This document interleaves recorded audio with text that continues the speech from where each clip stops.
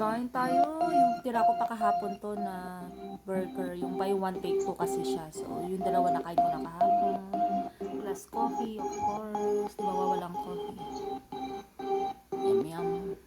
And my king's right there. Nanonood. Kain tayo. Hi, babe. I'm going to work now. So, ito. Outfit check. Hmm. And you're sleeping too much. You're so cute. I love you, baby. Going now. I miss you being here, babe. Papasok na tayo sa work. Naka-ready na yung ating baon. So, tara na, guys. Ang outfit check. Na-miss ko naman mag-jeans kasi. Tagal ko na hindi nag-jeans. Puro naka-ano ako. Slacks. Let's go. Ngarag pa yung aking buhok.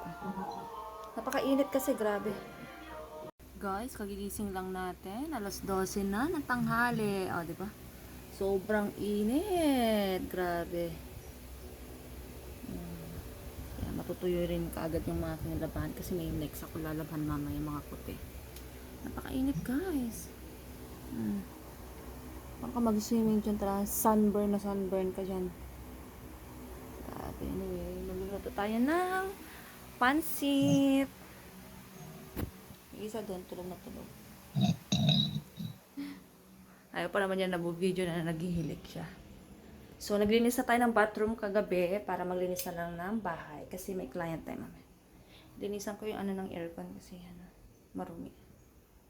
Guys, gagawa tayo ng pansit. Yan ang mga sahog natin. At tayo ang sahog natin. O, diba guys? Yan lang. Wala palang beans, nakalimutan ko. So, mag-iisa na tayo guys. Guys, luto na yung ating pansit, oh, diba? Ang bilis lang magluto. Tinransfer ko dito kasi hindi na magkasya sa palayok ko. Ang dami-dami pala. At tayo yung ano niya, sahog. O, diba guys? Sarap. Hi guys, pansit, kape. Brunch na to guys. Then, ube pandesal. O, diba guys? My king is right there. Then, nag-atang din ako para kay mama kasi lagi ko siya napapanaginipan sa pagkain. Gusto niya talaga kumain ni mama. Kain tayo guys.